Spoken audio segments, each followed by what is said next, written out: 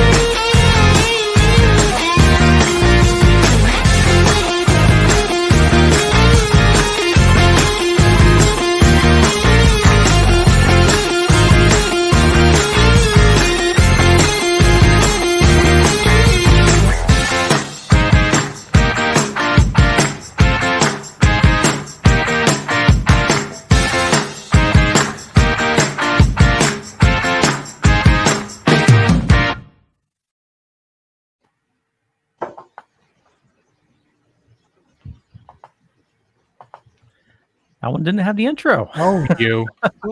We have the intro now. We're live. Yeah, totally. Tonight we reminisce that, in fact, Wolfman does have Nards. We are live on the Wicked Horror Show, and with us today we have Kevin. What's going on, everybody? Tony. What is going on, people? Ryan. How's it going, sir?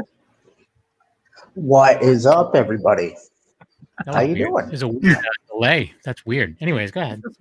Hey, Tony, you've been freaking out for tonight's guest. Would you want to do the honors of introducing? Sure. Tonight we have Andre Gower. Hopefully I said that right.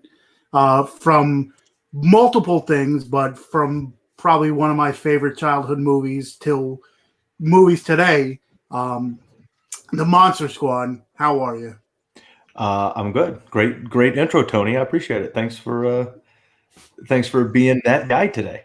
Yep, that's right. I'm going to be, there's certain movies that, I can watch all the time. Like if you ever seen those memes that are like, pick a movie and watch it like for 24 hours straight and I'll give you, $1,000 or whatever. Monster Squad is probably one of those movies that I can sit there and recite and whatever. So, well, that's a good thing. That's all right. That's totally cool.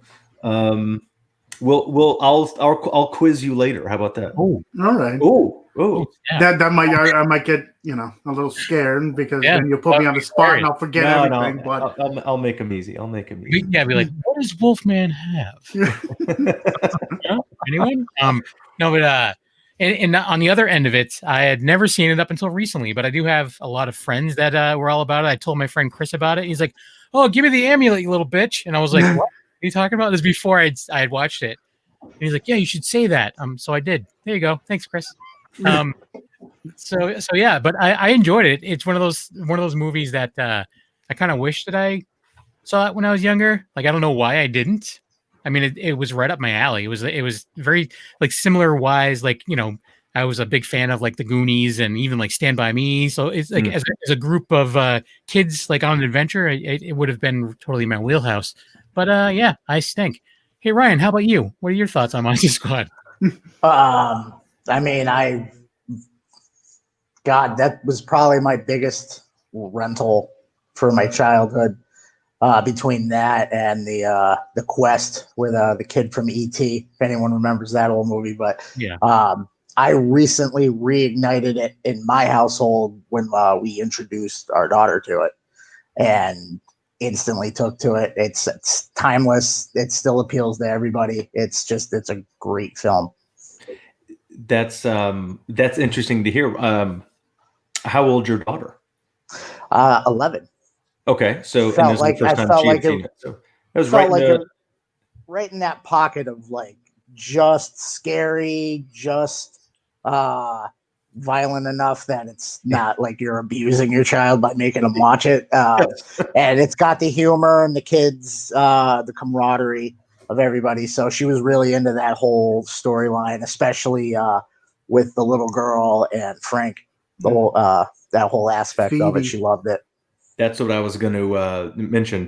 Two things is one that's a great age, but it's also a little bit older, like you said. So the stuff will absorb and hit home a little bit. But I was wondering how the character and the heroism of Phoebe being the actual savior of the day played with your daughter, because a lot of Monster Squad has obviously we have a very loyal, awesome fan base, but it's not just kind of one-sided. It's not just a young boys film, and it's not just a young girls film. There's a lot of mix in there, and I really like over the last decade or so that we've met and spoke to a lot of women who were fans when they were young girls, that Phoebe was just an awesome character for them. And when you think about it, our movie was a little ahead of its time with all the other awesome adventure movies that you mentioned, that our hero ultimately at the end was the 5-year-old girl, which was awesome. I think, what, honestly, I think like one of the best aspects of that film is the introduction of Frankenstein's monster as a good guy.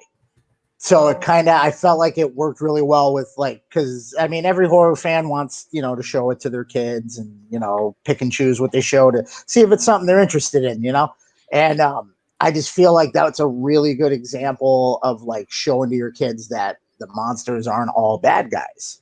And it's got a very, I don't know if it was intentional, I'm sure it was, but it's got that very don't judge a book by its cover kind of thing, where it's got this big scary monster that all the kids are running from, and then the 5-year-old's like, he's cool, man. Yeah. I think she called you guys chicken shit. So she Yes. she did. She meant it. And that's what it was. And I think that's a great point that Ryan was making about not making judgments on things you don't know quite yet, and you never know, those people may end up being, because we do it more than once in that movie. We assume that scary German guy is some actually scary guy that's weird and a hermit, and we shouldn't mess with him until we have to, and then he ends up being a squad member and helping us save the day. And he made you guys cookies. And Pie. And, it was pie, Tony. and You're it gonna was, take that quiz later. I think we ate the cookies earlier. I think there was a whole bunch of shit on that table to begin with, and it ended up with just pie. But yeah, I think that's what's interesting about why Monster Squad plays well even through generations. No matter what what era you show it to, whether it's you or the middle generation or your kids now that are watching it. And not too many movies really have that authenticity or things that can hit home like that, which I think is kind of neat. One of the things that I really enjoyed, and again, it's just being a fan. I mean, I'm a fan of a lot of the classic Universal stuff. I really liked the makeup in the movie, and I thought it was just very good. I mean, especially because it obviously was a bigger budget, but was there ever anything, especially with Phoebe being so young, was there any kind of was she ever scared in real life, the actress, of what she was seeing? Yeah. To be sure, keep in mind that we were all, fairly young, but we had Michael Faustino, who played Eugene, and Ashley Bank, who was Phoebe. They're 5 and 6 years old on this giant, movie set. Both had worked before. Ashley had worked a ton. They're both professionals. They know what they're doing, but all this stuff's going on and all these monsters are walking around. And one of the things that our two fabulous lead kind of monsters, being Duncan Regehr, who was Dracula, and Tom Noonan, who was Frankenstein's monster, they are very disciplined, well-trained method actors. And we never saw them out of makeup or costume, but we also never saw them out of character. Wow. Even when they were walking back and forth, maybe from their trailer to the set or something, like that was all kept very separate, that we only saw them as those monsters. And I think something like that, for a 5 or 6 year old, kind of messes with your day a little bit. And then of course, Ashley has a great story about the Give Me the Amulet scene that she tells better than anybody. And if anybody wants to hear more about that, the shameless plug for Wolfman's Got Nards, she explains how Fred Decker, the co-writer and director, kind of tricked her into a situation where her scream was very authentic. Oh, geez. So yeah, and that being said, there's the documentary that you made, Wolfman's Got Nards, and it's was it the full cast that you were able to get back, or was it just a majority of the major players? Well, we got a good majority of the cast. One of the important things that I had going into this, and then when we really started to kind of develop what the documentary should be and could be, with my kind of filmmaking partner and producer, editor, shooter, Henry McComas at Pilgrim Media Group at the time, came up with, was that we don't want anybody on camera just for the sake of being on camera. Mm-hmm. The one thing is that the documentary isn't a making of doc. It's not a where are they now doc. It's not a and it's certainly not a straight shoveling fan service doc. We have all of that in there, but it was really, the doc's really about the story in the film is really about the story of the fans and how film or whatever it is can impact with people as kids or adults, and how that impact and connection that they have with something can actually really impact and change their lives or shape their lives. Mm-hmm. And you research and you see a lot of nostalgic docs or old movie docs, and they're very kind of spoon fed on the fan service, which I think they got ahead of themselves on. The fans are there and they can appreciate. They've seen all that, and they appreciate when they're getting what they want. But I think it's very important to turn that around. And the story is not about us. It's the story was actually about the fans and why they're the ones that kept this movie alive after it died in the box office in 1987, and why it has this resurgence and why it has this loyal worldwide following. And it's all those stories of the impact. So going into actually developing and production of the actual documentary film, we were very cognizant of making sure that everybody on camera had a story about an impact or how it shaped them then and today, whether they were, fans from Kentucky, filmmakers from New York, or cast members that still live, in LA. Unfortunately, we didn't get everybody in the cast that, maybe we want to, but everybody in there serves a purpose. And of course, the big story, what a lot of people don't know, is that Brent Chalem passed away back in 1997. And so Horace, who's everybody's, kind of favorite squad member, isn't around. We would love to have him on camera, not just for the fact that he would have, been great in it, but we miss having him around and enjoying all of this kind of Monster Squad resurgence that's happened over the last 10 or 12 years. Yeah.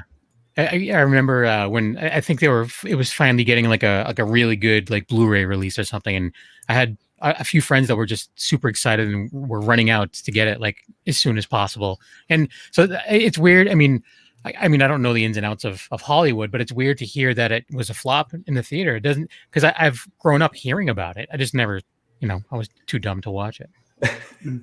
It's I don't know if it's dumb. Like I said, I think if you're dumb for not seeing it, that means almost everybody's dumb because no one saw it in 1987. So don't put yourself in that negative category. Okay. I think it had a lot to do with the timing. Obviously, summer of '87. There's only movie theaters, and then the next year you get, video store rentals and HBO maybe. Look, we actually go into a little bit in the documentary of the marketing campaign. and the reviews that we got when the movie reviewers and the critics actually talked about it. And those had a lot of impact on movies back in that day. And I think it's really unfair that back then your box office results on opening weekend are your only barometer for success, or that means you have a good movie. I think we completely annihilate that assumption, 30 something years later, that this has a larger audience than it did or ever would had in a box office in 87. And, has made, more money for, a couple different studios that put out product, than it would have in a box office at that time. And so I just think it's, a victim of the era. Yeah. But I think what's interesting is the movie was not only made during a transition time in production with digital and practical effects, but it was also a transition time of media and technology and access. And, we were just coming into, cable TV was getting big, and, VHS was still popular. HBO was becoming, as large as it was. And that's where it really kind of found its audience, in its local video store and on HBO, where kids, came home in the afternoon or on Thursday nights and they watched this movie because it ran a lot on HBO. And, if you missed it in the theater, a lot of kids got to catch it. But look, in box offices and theaters, these studios and these theater chains have a formula. And if you don't hit certain things, you're gone. And you don't even have time for word of mouth or, hey, man, you got to go next weekend and see this movie I saw, because it's already gone. And that happened a lot of places around the country. And I thought that was unfortunate, because I think if it was given a little time, it would have caught on in the neighborhood and in the cul-de-sac and in the backyards, like it had to wait almost a year or two or 20, when kids saw it on HBO. Yeah, it's crazy. And I think it's just because, to tell you the truth, I think the movie itself harps on like every range group, like age range, because you got, like you were harping on, how young in the movie Phoebe was. So you got that like element for the young kids. Then I think I saw when I was like 10 years old or something, 8 to 10. So you got a different, like each viewing, I see it differently. Like when I was younger, I watched it one way. Now, as I watch it older, there's, like adult humor thrown in there as well, which when I was younger, I missed. So you watch it Kevin saw it now, at his age, he probably saw it differently. But like the more I watch it, the more I learn. And I think it, like you said, if it was in the theaters for a little bit longer, I think you're talking about, certain people go to see certain movies. I think you could have brought the whole family, and the whole family would have enjoyed it, as opposed to, okay, this one's meant for, 12-year-olds, or this one's meant for adults. I think everybody in the family would have enjoyed it. So, and you touched on right there, the whole family would have enjoyed it back in 87. There was two things that I think kind of, besides the majority of negative reviews from critics, which, who are they? But at the time, there was two things that I think played into what Tony was just saying. And that was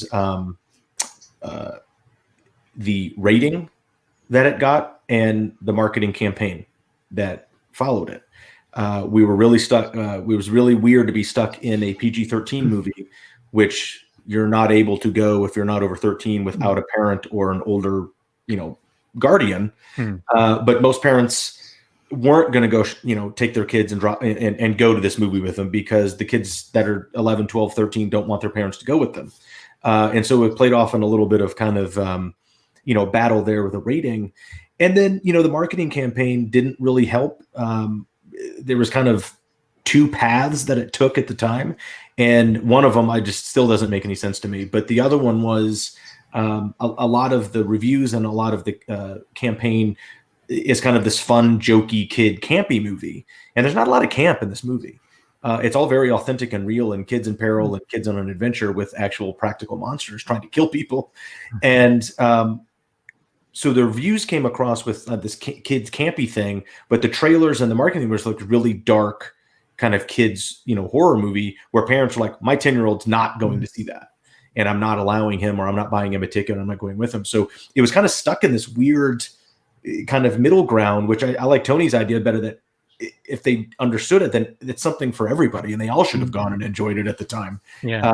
But, it's an interesting thing, because I always joke that had they known, you know, and it didn't help coming out 2 weeks after The Lost Boys, which, you know, was ultimately a really cool older teenagers kind of vampire movie, and was a little slicker and was a little bit more adult and was a little bit more edgier. So the older teenagers, the 13, 14, 15s, and certainly 16, were not going to go see Monster Squad when Lost Boys was available, because they're not going to go see a kids movie. And then the younger kids that were going to go see this weren't going to able to go because their older brother or sister is going to see Lost Boys and not going to take them to Monster Squad. And so we kind of had that small window of what is now what's called a tween movie. And I think we made one of the first tween movies without knowing it.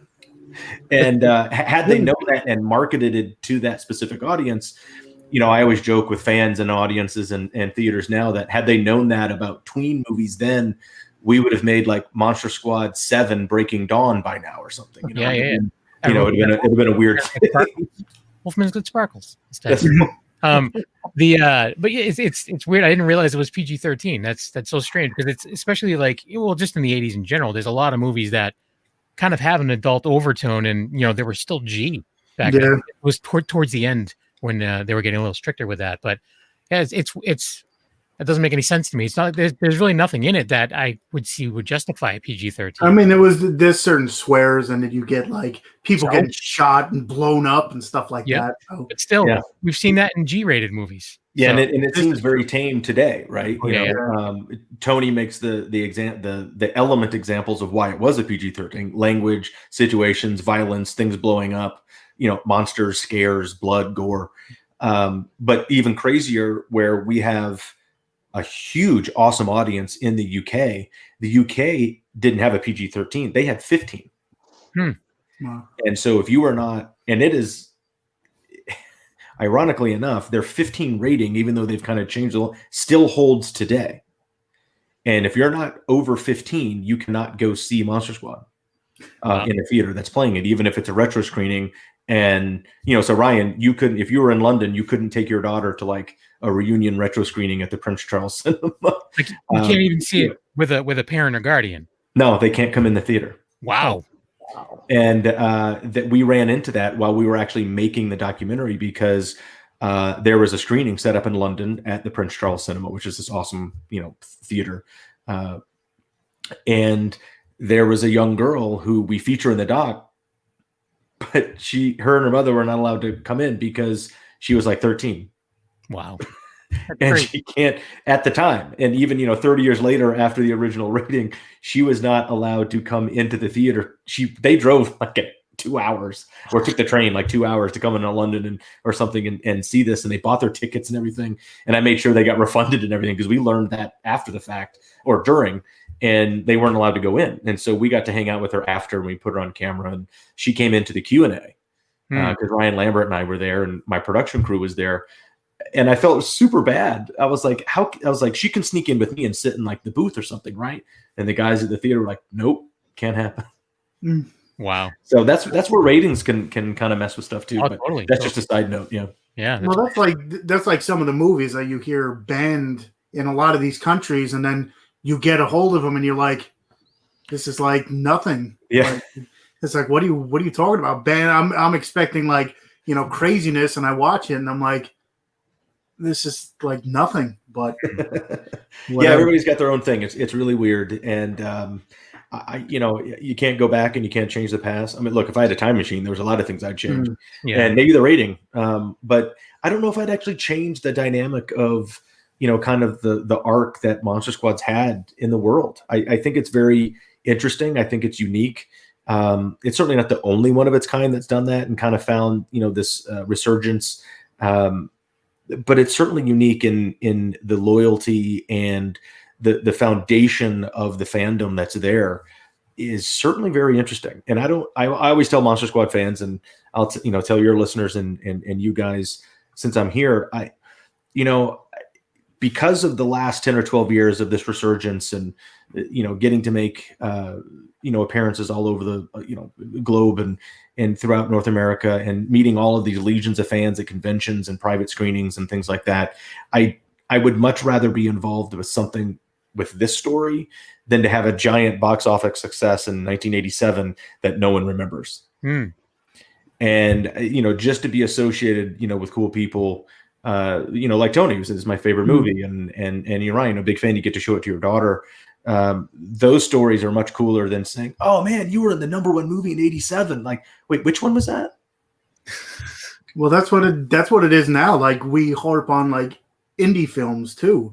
And it's one of those things where a lot of the indie films are the ones I'm going to remember. They might have the, the goofiest or craziest, plot line, but I'm going to remember them for a long time because, again, it's, something so out of the ordinary. And, at that point in time, Kevin harped on, the Goonies. And when people ask me that, especially like for the past week, I was excited telling everybody, that I work with about it. And they're like, oh, I've never seen it. Could you explain it? And I'm like, the best way I can explain it is think of the Goonies, but throw in like the Universal, movie monsters, and they're trying to save the world from these monsters, and they're like, oh, that sounds pretty interesting. I'm surprised I never, saw it. And I'm like, once I saw it the first time, I'm like, it's like Killer Clowns from Outer Space, another one that not a lot of people know, but I'm like, yeah, this movie came out, and I try to explain it to people, and they're like, the hell are you talking about? Like, yeah, the nose pops. Yeah, you have to. You kill them by popping their nose and all this stuff. They're like, I've never heard of it. I've never seen it. I'm like, it's out there. That's another thing with I never heard of, kids going against Dracula and Frankenstein. And I'm like, it's out there. You got to watch it. But and that's interesting because it's kind of a weird concept of having, these classic monsters, especially in the mid 80s when Fred conceived of the story and then got together with Shane to actually write the screenplay.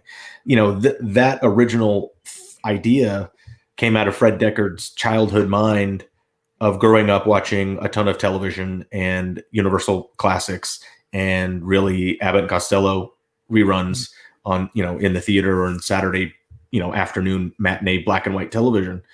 And, we really had this crazy thought of what would it look like if the Little Rascals fought the Universal monsters? And that's what that thought created the Monster Squad. Yeah. And it worked.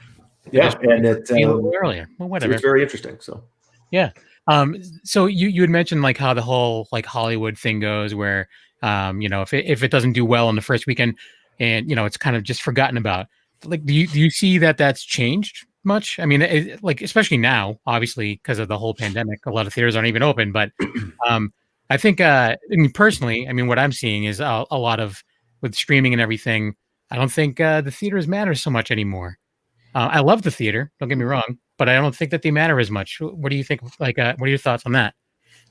I hate to say that the theaters probably don't matter as much as they used to because I love going to movie theater, watching movies with friends or almost preferably by myself. Yep. And I love that experience because that's what cinema is. That's what theater is.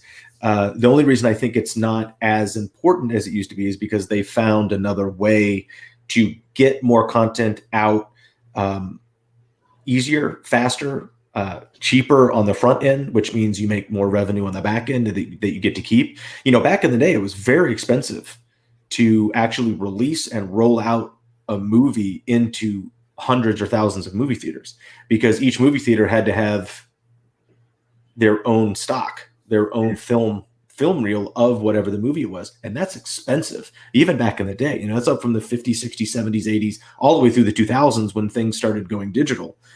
Even if the movie was shot on film, it was transferred now to, a digital kind of platform, hard drive and shipped off to the theaters, which is still a process, but it's so much cheaper. It's so much quicker. And they have with, all the VODs, you got, PVOD, SVOD, AVOD, TVOD. They have found different ways of creating revenue off of content or movie projects that they're like, hey, you know what? They started doing this a little bit in the, mid 90s or early 90s with like, this movie cost us, $35 million, which is a fairly average budget back then, of a bigger budget. But I just don't think we're going to get the response, nationwide in the theaters. So why don't we just put it out straight to video, straight to DVD, because those are so much cheaper to make and people can go access them and rent them and buy them. And that started in, mid late 90s, early 2000s. and they saw the value in going straight to video, straight to DVD, or straight to cable, straight to premium. But now everybody's a studio. Streaming has completely changed the game. There's still money involved, but there's no ticket revenue, right? Or there's no transactional. That's where TVOD comes in play. Whereas like studios are like, hey, we've got to put this out. It'll eventually be on a streamer after our TVOD window, because we got to have some sort of transactional video on demand, so we can, whether it's for 99-cent rental or $7.99 rental, we've got to get something coming this way before Netflix just gives you a low amount to have it for 6 months. And so there's, a lot of different stages now. I think the theater experience is still important. I agree. I think Christopher Nolan would agree with me, apparently. But because movies are made to be seen in that style, in that fashion, audio, sound to me is almost as important as photography in a movie. And I think sound in theaters is so important. And, the more and more you learn about the presentation in movie theaters and, how those things are set up, and if it's off or bad, how terrible your movie experience can be in the theater if their AV is not, dialed in. And I think that's important. I think I think movies were a group, a community, a collective type of experience. You either go with your friends or you go with your girlfriend, as kids, and you want to watch movies. But when you sit in that theater and the lights go down, whether you're there with 3 of your best friends from the neighborhood, you're in there with, 30, 40, 50 of the same group. You all become the same group for that, 80, 90, 120 minutes, right? Because you're experiencing this thing in this box, in this dark room, and you're staring up at this screen, and you're hopefully mesmerized until the end credits start rolling. And then you go outside and you talk about it. I still think that communal experience in the movies is very important. I don't know how we do that with technology now. There's cool things like watch parties and services platforms like Scener and things like that, which have great ideas of how they're trying to figure out to use technology to get group and communal feelings and watch parties. And look, everybody's had to been innovative at this last, all of 2020, with COVID and not being able to go to those theaters. But what does it look like after? I mean, that put a big bruise on a lot of theater chains. Oh, totally. I'm all about the theater as well. I like Leo and I both subscribe to to a theater subscription thing, and we go as much as we possibly could. Yeah. And they are open in my area again, but I haven't gone because my wife talks me out of it every time I say I'm going to go. She's like, it's totally. I mean, and not to dismiss the the TVODs and the PVODs, because what those are great, especially coming from always an actor that's looking to be in content, and a development producer and a director. Those are all great ways to get your things out that we did not have 20 years ago, or especially 30 years ago. So to be able to be, finance a movie, get it shot, get it edited, and have someone release it, even if it's just going to TVOD and then SVOD, trust me, that's a win. That's a big win for filmmakers. And it's great for content watchers. Like, we get to absorb more than we ever wanted to, right? Because you can wake up and click on your computer or turn on your dish network or, your cable and go on demand and watch a lot of cool stuff that you never would have had access to if we only had theaters. So I think the blend of it's still great. Well, we talked about this a couple weeks back about, how after COVID, everybody's going to be, running to the theater, but they're not going to be running as fast as they would to our sponsor. That was bad. I'm not going to be running as fast as bad the coffee, everyone. Yeah. So run to your computers and we support indie artists and indie indie filmmakers, indie creatives, and you need to support indie businesses as well, and especially now during this time. And Deadly Grounds Coffee, they're we absolutely love them. Little mom and pops here in Connecticut. And they make the best coffee you'll ever have, but don't listen to me talking about it. Here's a zombie talking about coffee. Everyone thinks because you're a zombie, you don't know good coffee. Well, they're wrong. There's only one brew that gets my seal of approval. Deadly Grounds Coffee is my guilty pleasure. The aroma is so intoxicating. It brings all of my neighbors out of the woodwork. Deadly Grounds Coffee. Coffee to die for and zombie approved. It's good to get a little deadly. Use the front door! Oh, they're so disgusting. And I got a link in the show notes for Deadly Grounds. You can head on right down there, click on it. Also, all the links for Andre to go follow him as well. And if you like flavored coffee, Death by Chocolate is my absolute favorite. What about you, Kevin? I'm drinking. Actually, I think I have Death by Chocolate right now as well. That's what I'm drinking. But I like a lot of the dark roast stuff. When's the pumpkin spice coming out, Leo? It's out year round. Year round. Yeah. No, like your pumpkin spice. It's he uses it to brush his teeth. He just takes the grounds and just like shoves it into his gums. I think I'm down to like chewing tobacco. Sorry. I think I'm down to 6 bags downstairs. Oh, what? You got to restock soon. Down to 6 bags. You got a problem. So, I don't know, Ryan. You're going to be a filmmaker soon. Do you have any questions about the industry? You want to go back in the 80s and make a movie?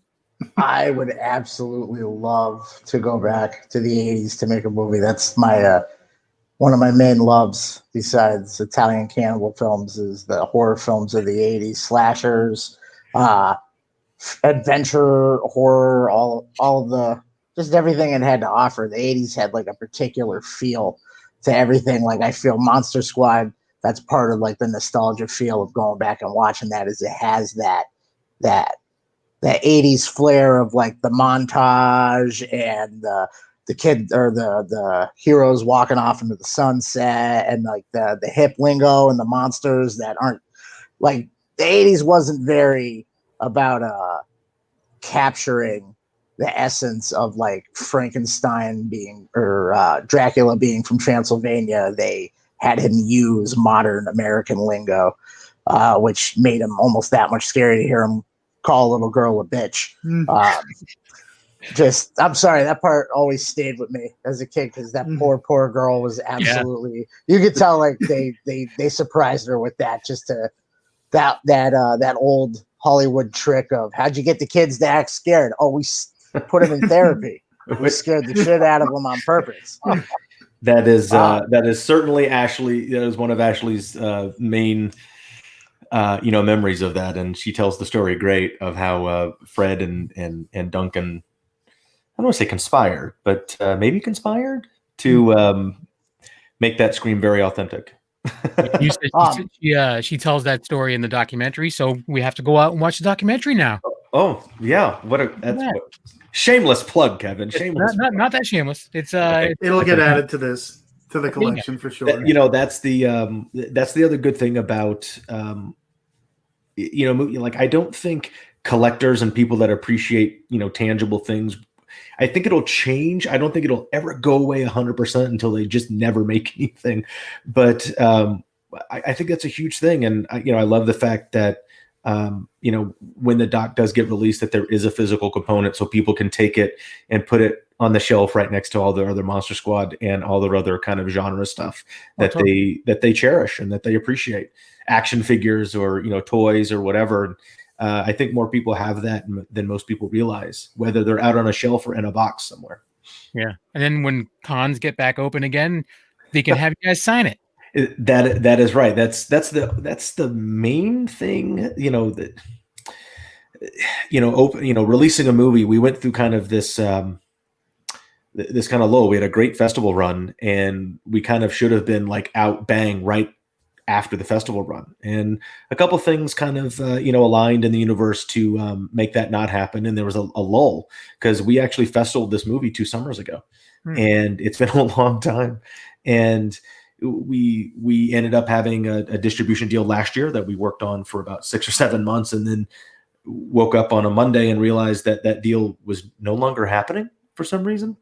Actually, we found out the reason, but that's a different story.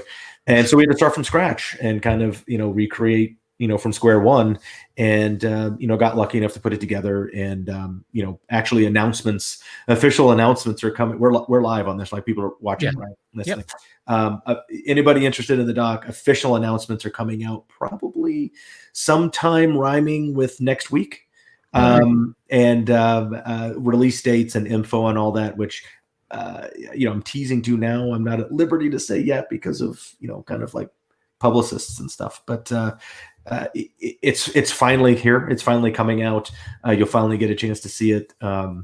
and there is a physical component that you can order, which is awesome for collectors like you guys. I wish that we were, because I love going on the road. I love either going to Monster screenings and hanging out with fans, or signing stuff, taking photos.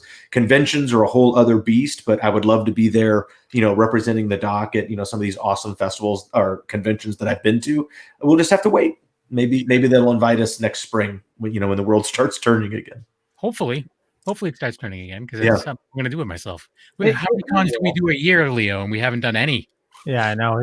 We're getting the shakes, Yeah. Well, I went out for the first time this past weekend, and I realized when I went out, it was the first time I've driven at night since the pandemic started.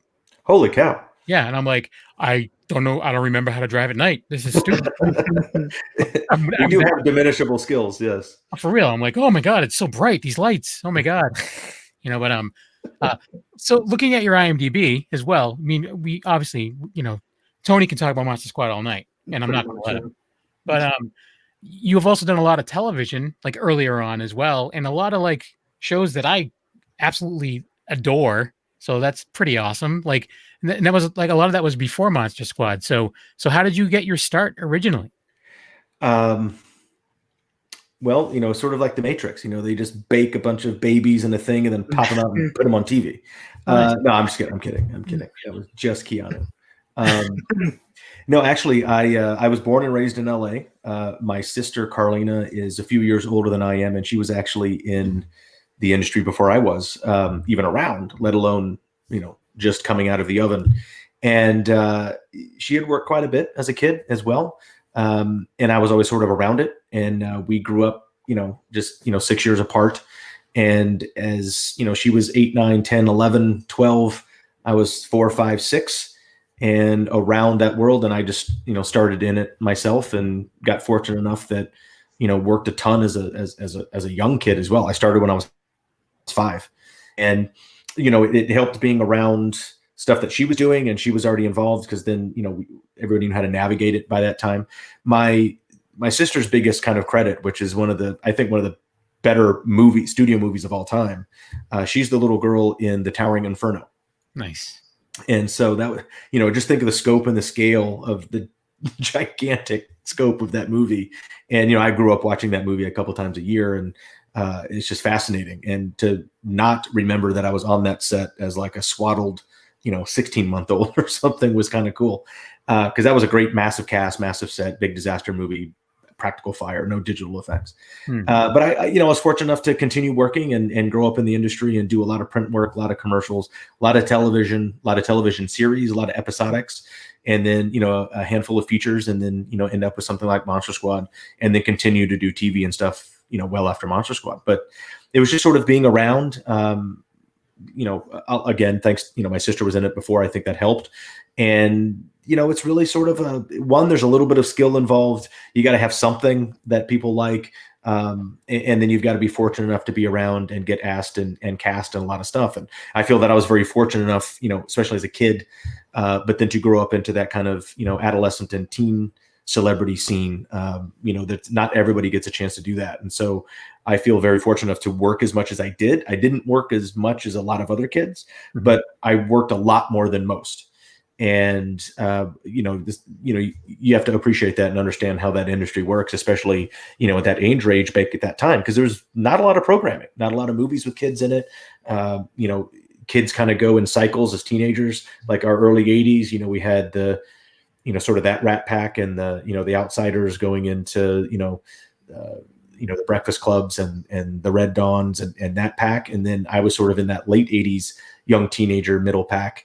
And, not everybody gets that chance. And so if I think you did, I think you got to understand that and appreciate that a little bit. But it was, a very unique experience. So not everybody, like I said, very, very few people get that experience. Yeah. And I just want to throw it out there just because I do love these shows so much. But even if it was just one episode, you were on the A-Team, you were on Knight Rider, you were on Night Court, you were on Mr. Belvedere. Holy crap. I love Mr. Belvedere. But anyways, these are all shows that like still have a huge fan base. So it's cool to even be like in one episode of that would be like, if I was in one episode of Mr. Belvedere, I would be telling people that on my, like at my grave. That would be like, I'm done. I can retire. I was in one episode of Mr. Belvedere. Yeah, I liked that episode of Mr. Belvedere because it dealt with this kid who couldn't read, who was supposed to be like 13, 14 and, couldn't read. So Bryce Beckham's character, teaches him how to read or helps him get better at it, which is cool. I always thought that would have been a great recurring role on Mr. Belvedere, but apparently they thought otherwise. But doing the episodics is awesome. I cannot poo-poo any of the shows that I got a chance to do, like the A-Team, like Knight Rider. There's a few shows that I never got to do, but there's also that other friends did. So that always kind of sticks in your craw a little bit, but we always get to compete if we get together and have breakfast or something. Oh yeah. And, one of the great episodics that, I just watched it the other day because it's on YouTube. Is a show called it was on PBS and it was called MathNet, and it was a spoof on Dragnet, but it was about math. And these two detectives solve crimes by using math, and it's actually fascinating when you watch it as an adult of how they use them. You're like, oh, you're using the math, and it's very instructional and very cool, and it's very corny and campy. But that was the point. It was a show geared for kids on Saturday mornings on PBS. And it's fascinating. And I love that episode that I got to do that. Nice. We had a couple questions come in. So Stephen Chang is asking, Andre, do you have a favorite line from Monster Squad? Ooh. A favorite line of mine or a favorite line of someone else's? I think my favorite line in the Monster Squad is Phoebe's throwaway line off camera. I heard he killed his dad. When we're meeting Rudy. That's my all-time favorite line in the movie, I think, because it's Phoebe's throwaway off-camera line. I think I don't know about mine. Obviously, I'd have to go.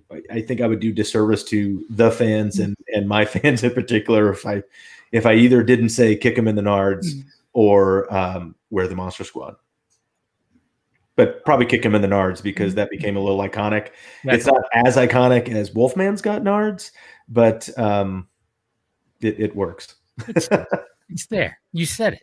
So yeah. So besides Monster Squad and all this other stuff that I won't shut up about, I also watched. I don't know. I don't think Ryan got to see it, but Baby Frankenstein. Yeah. You want to talk about that a bit?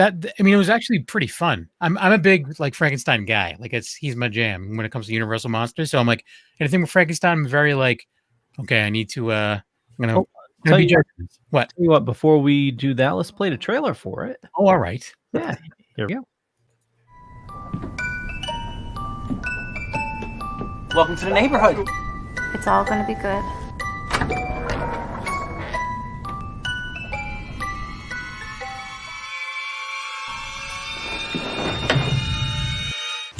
It's been activated, sir. It's like a little baby Frankenstein. He's quite dangerous. Any idea how much National Geography would pay for a carcass like that? You can't kill him. What the heck are we gonna do? We have to hide him. So we're looking for Halloween costumes. So good. Oh no, that thing is not human. We're gonna get you out of this. Tell us where the monster is. Go shoot him! What are you doing? Gotta tell you, my kids love Halloween too. And Baby Frankenstein is out now. I believe it's VOD and physical, right, Andre? I believe, yeah. This is a very interesting story of how this movie even came to be, and then my involvement in it.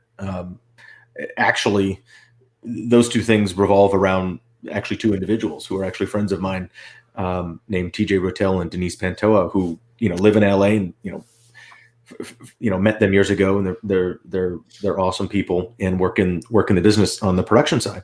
TJ happened to be from near kind of Northeast Pennsylvania area, and he was at home and ran into a filmmaker named Jon YonKondy, who had the script and wanted to make a movie, and had a couple guys that were willing to kind of jump in and pay for it. And TJ and were like, well, hey, we're here. Why don't we try to make this movie? And so they, started talking because, hey, we're in production. You guys have this, you're a filmmaker. Why don't we make this movie and see if we can do a local, success story? And I guess during early conversations with those cats, my name came up. and they decided it would be a good idea to call and ask if I'd want to be involved in this movie that I had heard nothing. I didn't know anybody except for my friends, and I'm always a lot of times in my position at a convention or at a screening or just randomly on Twitter, a lot of filmmakers hit you up and ask if you'd be in their movie. And, a lot of times you can't do it. And a lot of times you shouldn't do whatever they're asking you to do. But what's interesting is, when friends are involved, I always kind of tell the same kind of setup to Baby Frankenstein. You kind of look at it differently. And my friends were, trying to produce this on their own. And, I asked kind of, 2 questions. I was like, look, does me being involved in this movie work? Does it help the movie at all, or are you just shoving a square peg in a round hole? And more importantly, does it help you two as people that I know trying to make this happen? And the answer to both were in the affirmative, and so we worked it out and went back there and shot it. Now the fun thing about this was super low budget, which is not a negative thing. As I was flying to Pennsylvania to work on this movie, I think we were aiming for like 14 or 15 day shoot, which is not a very long time to do a feature. And as I was flying there, apparently they rewrote the script and chopped the production down to 7 days. Oh, geez. And so we just kind of hit the ground running. There's a little less of the setup and the character development and exposition of the company that ended up making Baby Frankenstein and why it's lost for so long, which has a little bit to do with my character, which is the kind of CEO of this old tech company that made this thing back in the 50s. And it's been lost, for decades, which I think is a really neat story. And, you never know, you never knew or know or hope, this movie's going to see the light of day. And I know John went out and festivaled it quite a bit, over a year or two. And, it's really hard to get a movie not only produced, shot, edited, and finished, but then to actually get a release. It's not the easiest thing to do. And, it takes a little bit of, good luck every once in a while in timing. And I think that's what happened this summer with Baby Frankenstein. And, Wild Eye put it out and put it on TVOD. And, some people popped up and people have seen it. Something about it works. And I think it's that neighborhood feel. It's not super slick, which is awesome. It's not overproduced, and it's not really overacted because everybody's kind of authentic, except for probably by me. Who's this dude coming in like trying to be really good in this movie, and it's like you're doing a terrible job. And so I was just hoping my little bits that I had to contribute to this worked, and going up against people like Patrick McCarthy, who plays the main villain guy. He's ridiculous. Yeah. Absolutely so over the top and crazy. So that made it easy for me. I just had to just stand back, blank look, be really as cool as possible and low key because he's the other half of that. I don't know how you did it, to be honest with you. There was a few where I'm just like when he wrote down the address and gave it to you, then he just puts it in his mouth. I'm like, I would have lost it. I just would have lost it. And that's all that none of that's on the page. That's all him just coming up with that craziness. And that was actually that was my first day in town. And that night was my first time on camera for Baby Frankenstein, and had to be opposite those two. And, Giannis doesn't say a word. He just has this great kind of Keystone Cops vaudeville silent movie era mug that is gorgeous on camera. And he just has these great reactions. And then Patrick just going off the rails. So you just have to react to that or not react to that, really. Right. And I think, and my friend Denise is actually the waitress at the pizza place in that scene. So he just kept going off on her, and she played it great and cool. And so I'm just trying to be like, just play it cool, man. Just try to play it cool, and whatever this guy's doing, don't overreact. And like he steals the napkin, it's like, okay, whatever, whoever this guy is. Yeah, he was show up and imit those guys is crazy. Yeah, he was great. I mean, I actually really enjoyed the movie. I thought it was very fun. And actually, Ryan, it's one that your daughter would probably like as well. It's not like it's really just fun and funny, and it's almost cute. Like the Baby Frankenstein, like the makeup on it, even though it's such a low budget movie, I thought it was awesome. It was totally appropriate, and it was like better than a lot of lower budget movie makeup, and it stayed on. Like he didn't see like seams ripping or anything like that. It was just well done. And I think what plays in, I think your daughter, would certainly enjoy it because it's not really a monster movie. It's more like a kid's romp through the neighborhood kind of getting chased adventure. And it's another example of don't judge a book by its cover until you understand what it is. And, we've seen it, before, but there's just another take on it. And it's done, kind of really, authentic and down to earth. And that whole movie just says neighborhood to me because it was shot in a neighborhood. It feels like neighborhood. It takes place in a neighborhood. The kids are from the neighborhood. And these are all, it was an interesting blend of local and non-experienced actors, with some actors that had done, a couple things and then, it all balances out. I think they ended up doing obviously the best that they could with what they had. And I was pleasantly surprised, with the final outcome of it. And I think it's getting its attention that it, deservedly so on, people enjoying it on TVOD and buying it on Blu-ray or DVD. So, that's a win for, local indie filmmaking and a win for local, filmmakers, no matter where they went to film school. And he happened to go to a giant film school, but came home and made a movie in his local neighborhood, which is awesome. Yeah, that's great. Yeah. I mean, it totally, Tony, what are your thoughts on it?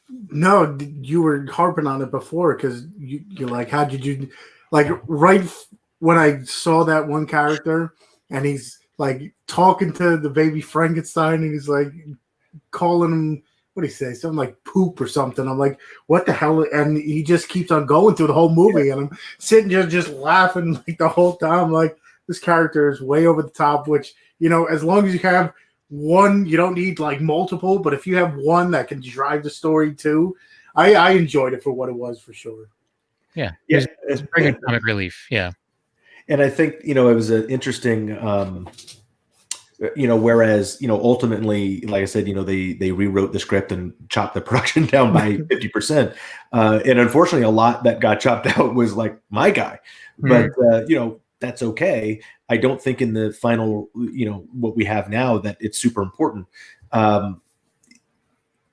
It would just been a little bit longer, maybe, but it works. And that's another interesting thing about indie filmmaking is we jump right into the story and you just go along for the ride as the viewer and you don't really ask a ton of questions until you absorb it and enjoy it. And later, and really the questions you ask are things that mean, I want to know more about it or I want to see more. And, I love the history of this because it's not a monster movie. He's not really he's a Frankenstein, but he's not made by a mad scientist, but kind of it was. He's an automaton. Like, is it a robot? Is it not a robot? Is it an actual biological being? It's got gears, which is interesting, as happens very often in movies when your movie gets released and the cover art gets completely changed. That happened to Monster Squad on the actual, DVD release in 2007. Lionsgate made this art that was popular of that year, and it had a bunch of stuff on the cover that had nothing to do with the Monster Squad. And everybody kind of clamored, like, why did you mess with one of our favorite movie posters of all time? And so they kind of made an insert. But, the release art for Baby Frankenstein has kind of like this kind of scarred up, scully head kind of baby that's coming at you that's going to eat you. Yeah. And the movie's not like that. Nope. And so I think it's a little misdirect, but it kind of works. And I like the story of this automaton. It's like this thing's been deactivated in an attic for like 60 years and a kid finds it and goes on an adventure. Someone wants it because it's, scared of it or they want the reward money. And it's a great little neighborhood romp. Totally. What I do want to see is I want to see a movie. I want to see a story when it was created and how it got lost. So I want to go back and make a movie in the 50s. Oh, totally. And then I want to see more stories with Patrick and Giannis as these two.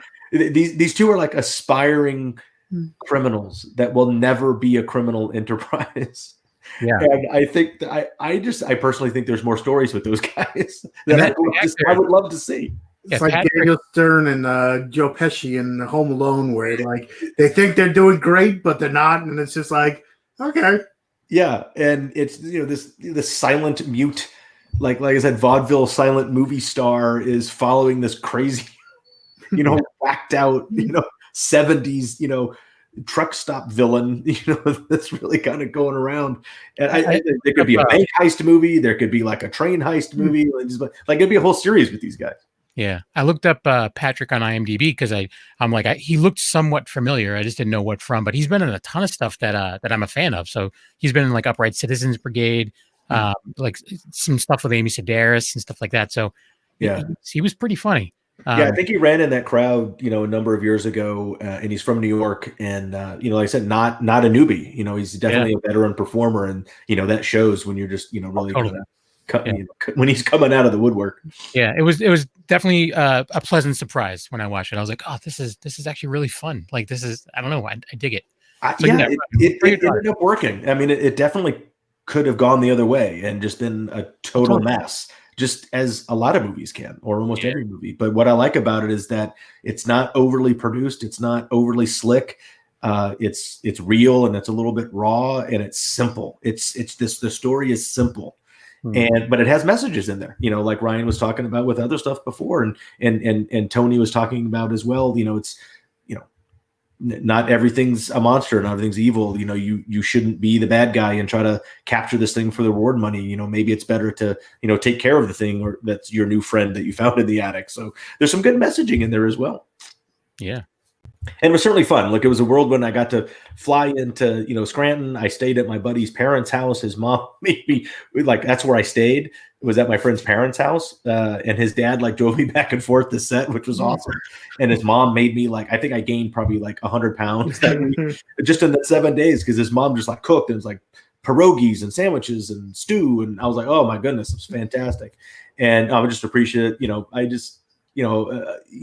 got to appreciate how they made that movie. And the crew got kind of literally Frankenstein from different parts of the area, and they all stayed in the house that was the set house, and slept on cots and mattress. I had it easy. I got to stay at my friend's parents' house, and some people stayed at their own houses. But a lot of work, a lot of long hours, and kudos to those guys that got it done.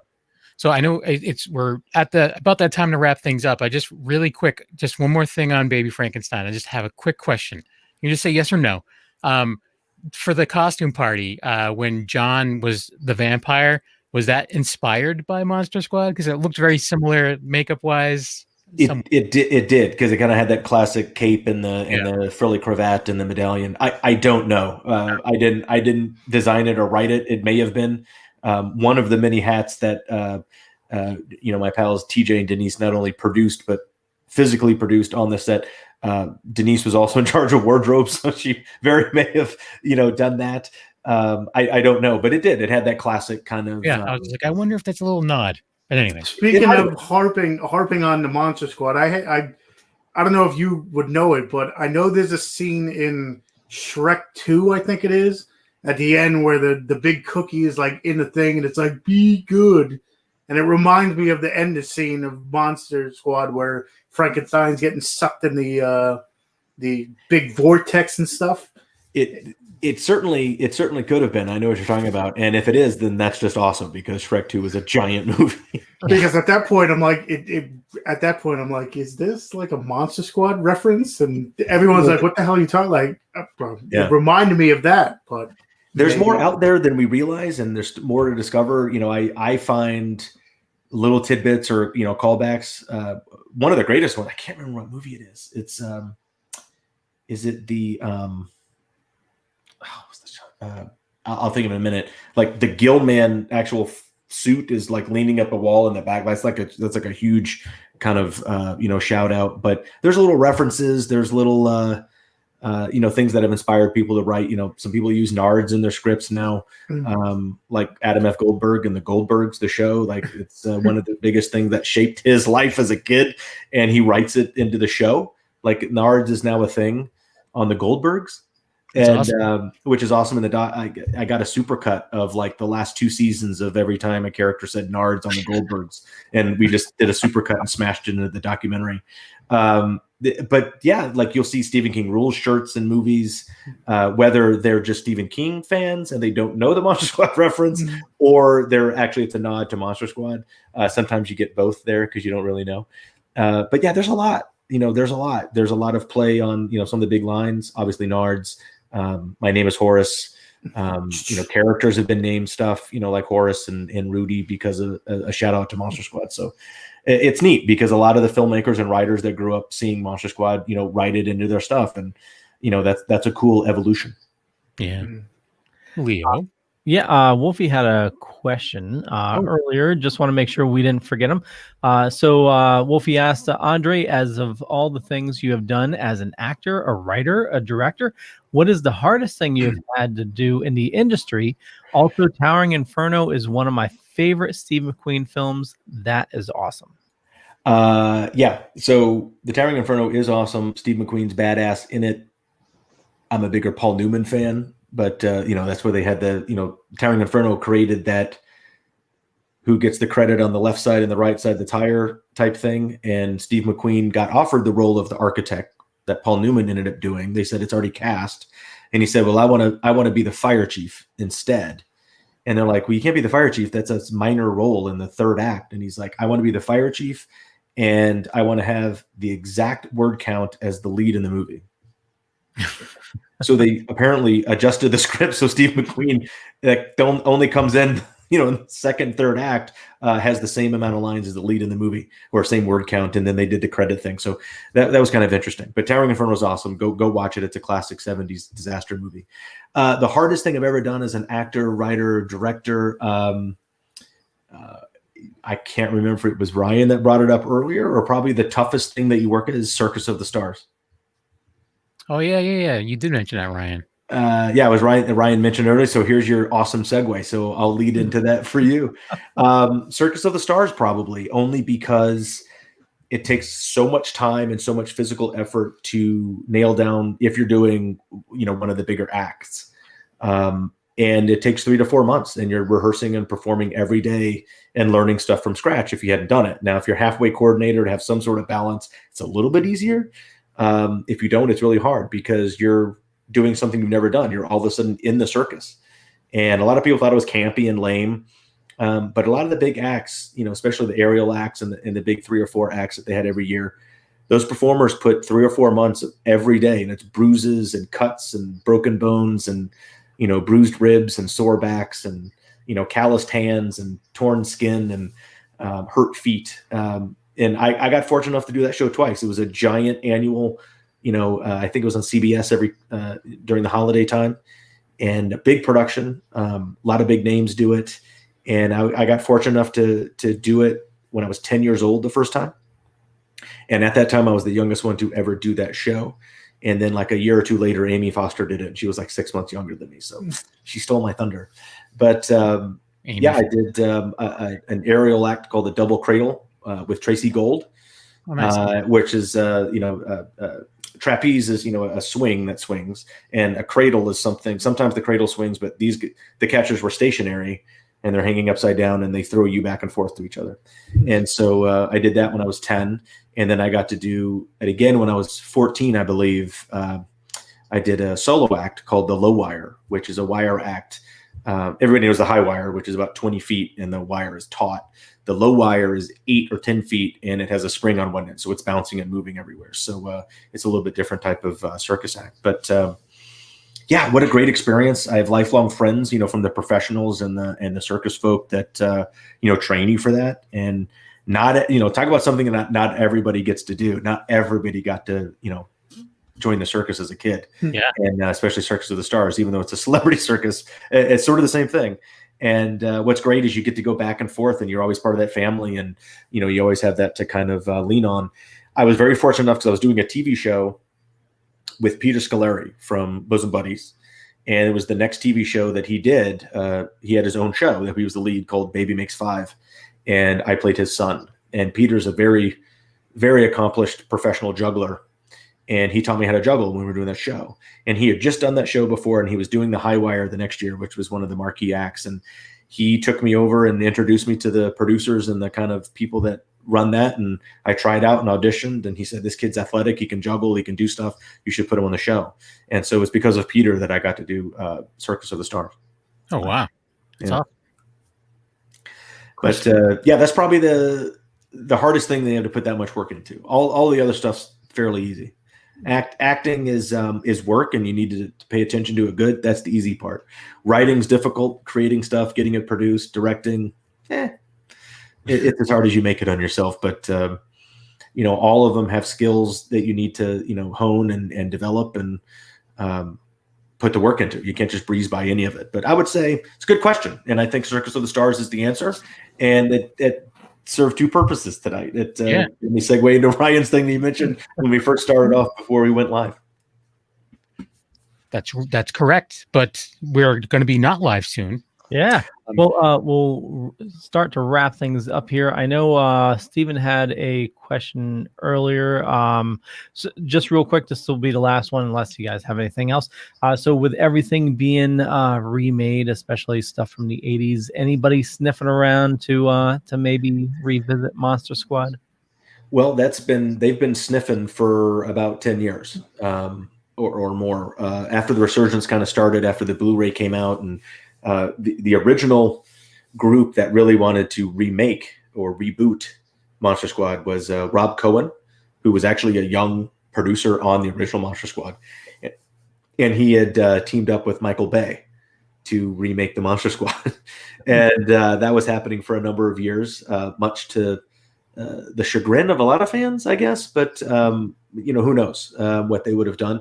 They ended up not being able to crack the nut on the script or the development on it. So it kind of went into turnaround hell and ended up not happening. And then Platinum Dunes, Michael Bay's company, as soon as Universal announced the Dark Universe, they were like, oh, well, if Universal's doing a Dark Universe with all the characters, we don't need to remake the Monster Squad. So that idea kind of went to the wayside, much to the enjoyment of a lot of the original fans, I guess. So the remake kind of died, and then the Dark Universe died. So it all kind of worked out. But now the Dark Universe is getting kind of redone, which I think the way they should have done it, with storytellers and smaller footprints. And, it's kind of going through the Blumhouse machine, but still put out by Universal. So I think, look, you had something like The Invisible Man with Lee Wanell, who's an awesome dude. Good actor, great writer, and obviously great director now. He made a great movie with Elizabeth Moss that everybody loved right when COVID hit. And so that's kind of what we're going to see, I think, out of the Dark Universe folks. And, can't wait to see the rest of those, because Lee, kind of knocked it out of the park with the first one. Kind of hard to follow that up, I think, but I think everybody's jazzed to actually do that. There's always been a rights issue with Monster Squad. It's always been an interesting thing, like who actually owns it at the time you're asking for it. And was always sort of an issue for years, which I think was kind of a cool blessing that no one else, got to take it and kind of mush it up and step on it and make their own thing. Whoever gets the rights or wants to make something, that's totally their thing.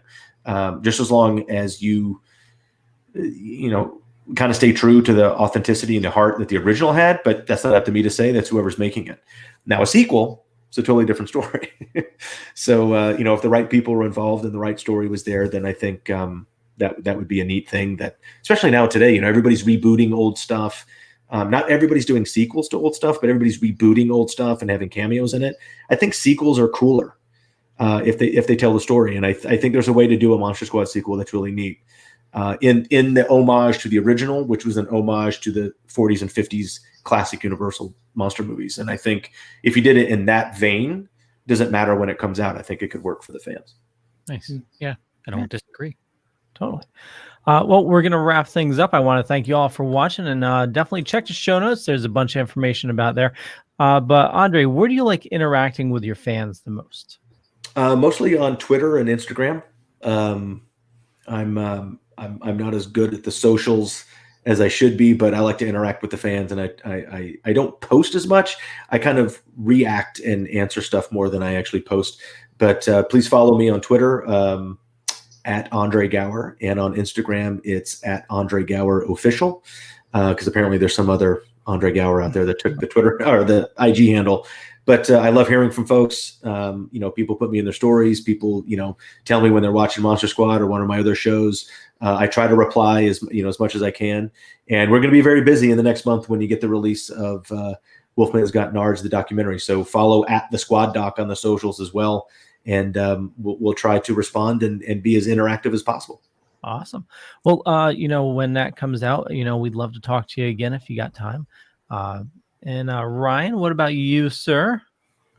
You can find me every week on new episodes of That Strange Show on the very same network that this show is on, the Dorkening Podcast Network. Yeah, it's about the best place.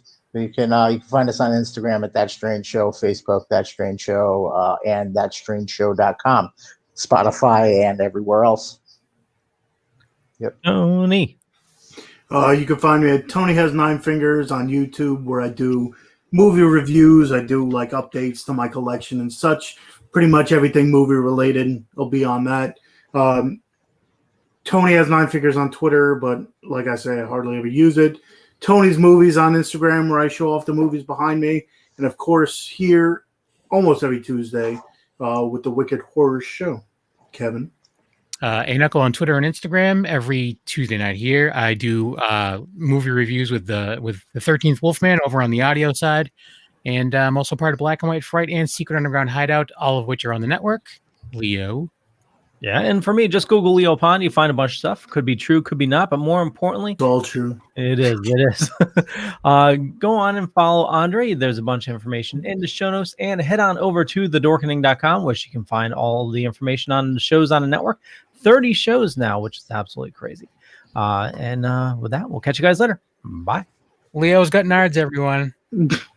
Leo has kick him.